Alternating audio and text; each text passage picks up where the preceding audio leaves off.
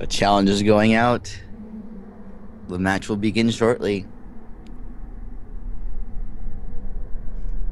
It'll be on screen for you all momentarily. Technophy doing Technophy's work. Technologic.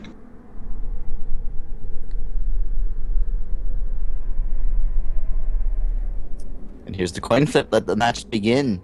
Steel will win the coin flip and will choose to likely play first. Hovering over, deciding draw first, play first. Ooh, he actually chooses to draw first. Now, if you look at his champion, he is one eye open. I did play against his deck in the Proving Grounds last night. Do you have any insight on what kind of deck this could be?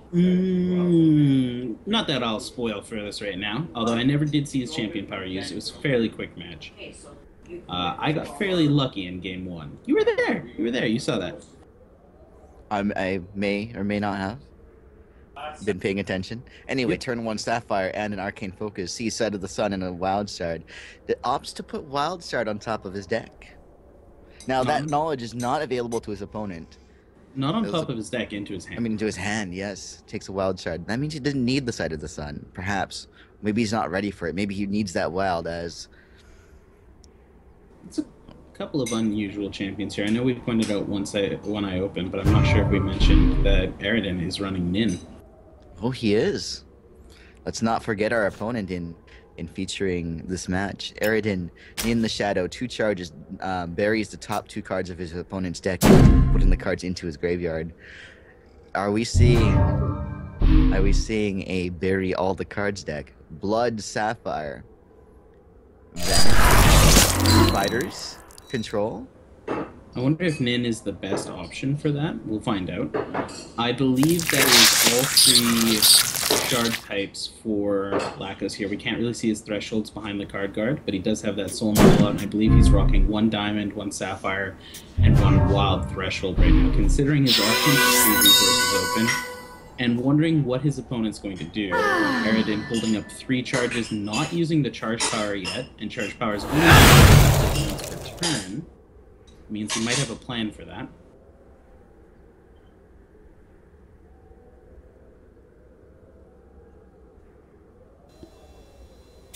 You see the Dream Smoke Mystic coming down. And that'll do some interesting things. It's a 3/3 for 3 with a single Sapphire and Wild Threshold, and it allows Rabaton to see the top card of his deck and to place it on the bottom of his deck if need be with a 2 resource ability.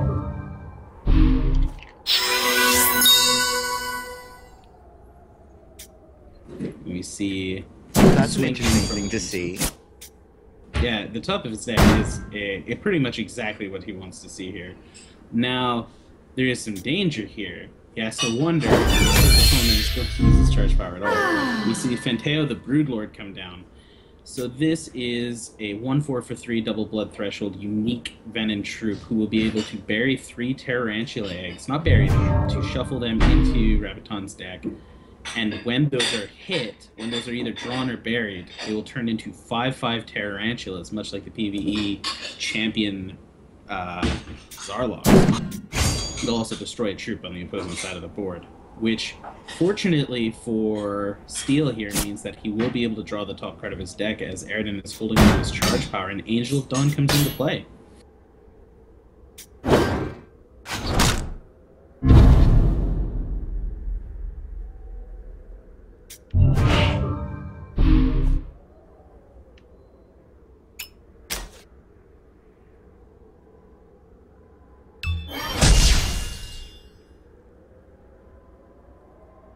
So it's a fairly strong side of the board here for Steel. Even with Fanteo the Broodlord on the opposing side of the board, it's not applying a whole lot of pressure. Those Tarantula eggs can get out of hand though, so it's going to have to start swinging. And the 4 defense back end of Fanteo will stop the arguably strong offensive troop Dreamsmoke Mystic from swinging in. And we see a Zentos Inquisitor hit the board. This is likely socketed with the Brutality Gem that will, and it is, this will reduce the Angel of Dawn's attack by 3, which is, of course, equal to the attack of the Inquisitor itself, which means the Angel of Dawn will have been slowed down a little bit here. But with these resources open, we're going to see Steel continue to chisel away at this.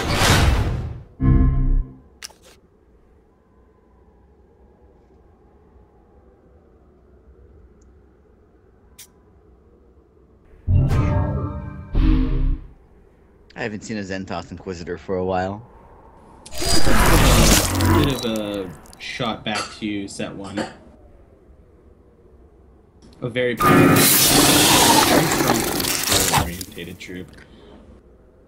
He's also relevantly a Venom, and if this deck is one that starts with the egg, I mean, it entering play repeatedly could add some Spiderling eggs, just additional options. Now, if the top of his deck is ever a Spider Egg, that Dreamsmoke Mystic will allow Steel to put it at the bottom.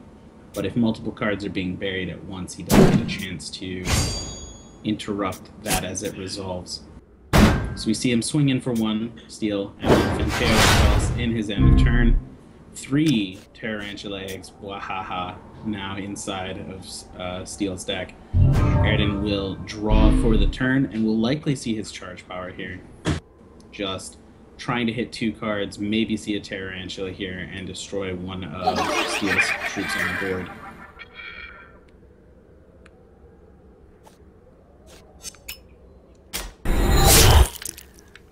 So I think Airden is in an interesting position here with his charge power with Smoke Mystic on the board. Like, when would you activate the charge power? Like, when your opponent doesn't use it, or when your opponent does use his ability to put the top card down at the bottom of the deck? Well, in this case, it's kind of irrelevant because Steel would be using his Dreamsmoke Mystic ability at the end of turn to replace the Soul Marble pumping that he's doing here. So you don't actually have an access to charge power as quick. It's always a basic action, so there's no real good time to use it if you're trying to play around Dreamsmoke. You just have to use it and see what happens. So we'll see another swing here from Steel. We'll see what happens with the Dreamsmoke Mystic. It's probably not going to go in here, but it's like it's possible that we'll see the Soul Marble get counted up and likely turn into the Soul Armaments. This will give all of Steel's troops +2/+2 Steadfast and Spell Shield, making them untargetable by opposing effects, and they won't exhaust when they swing. Now with a 5/5 Dreamsmoke Mystic, safe to swing in, and that Angel is back to doing some relevant damage.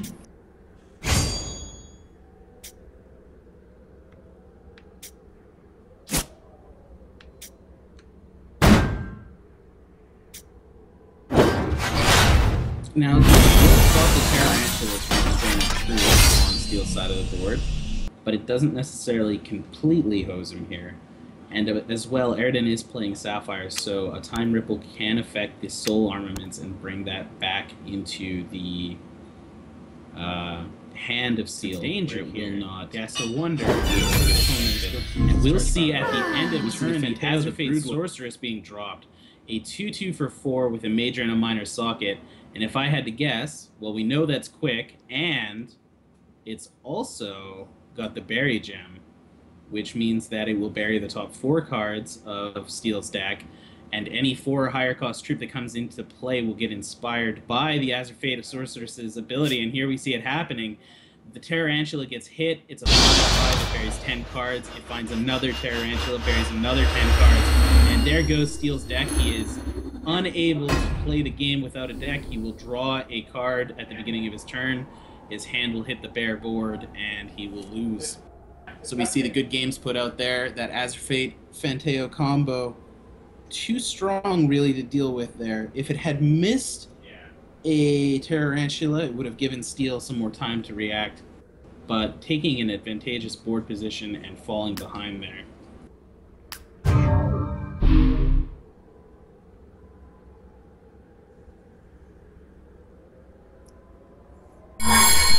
It's a crazy potent combo. You have enough tarantulas in there. As your fate does lots of work. Yeah. I think there was only 6 tarantulas in the whole deck, but if you kind of follow the rule, like, because when they get put into the deck, they're put in there fairly reasonably random. And if you follow like the rule of the deck, right, you've got 50 cards about the time this combo is going off. You've got 6 tarantula eggs in there. You can assume that there are 1 in every 10 cards or so. Elwin saying 6 tarantulas is luck. I would say 6 tarantulas is perfectly fine. Spanish if your opponent hasn't shown you to report them as I mean, really, the question there is getting the first tarantula to begin the 10 cards each mill.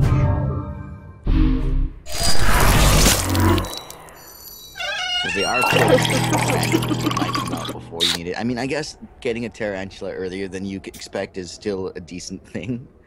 5/5 destroy a troop is still rather good.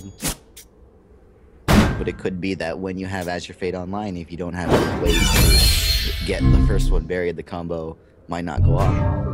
And even then, if there's a gap between 2 of your tarantulas, the combo doesn't complete. Yeah, and even if the Azure Fate had missed, because it was played at quick at the end of Steel's turn, first off, another troop could have been played, and second off, the champion power was available. And we saw there were some resources open from Steel there, but he didn't have a response to the Azure Fate anyway, so it's pretty brutal. It's a fun combo. It's been making its way around the last little while, and we will see the next match fire up. Of course, Steel losing the first game will get to choose to go first or second here. Almost certainly will choose to go first, as it's an advantageous position to be in. And we see him mulligan his opening hand down to 6, and then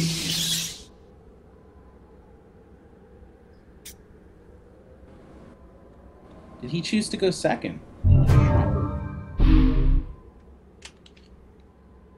Suppose he did. So Steel choosing to go on the draw here. Plays out a wild shard. His mulligan is affected a little bit less here because he chose to draw. He will get to draw a card on the first of his turn. So both opponents playing with a 7-card opening hand. So what type of cards in Diamond, Sapphire, and Wild would motivate you to go on the draw? I mean, it's just that slow control with Angels and Marble, I suppose. It could just be a tactical choice. I think in this, I disagree with it now. A on-the-play Finteo is very, very, very good. Yeah, quite different on the draw.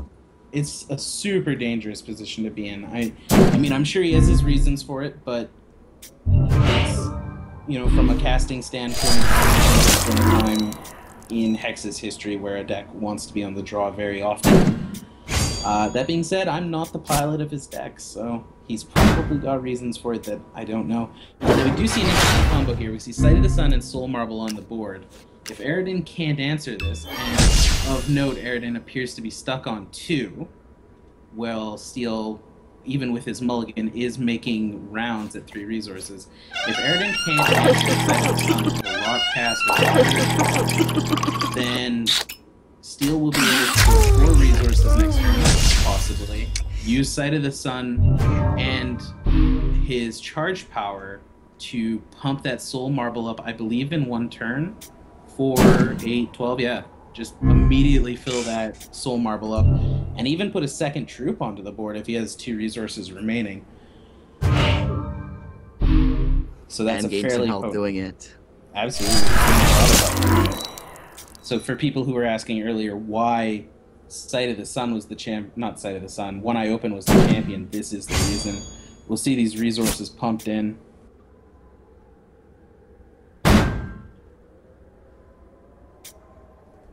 And looks like that is exactly the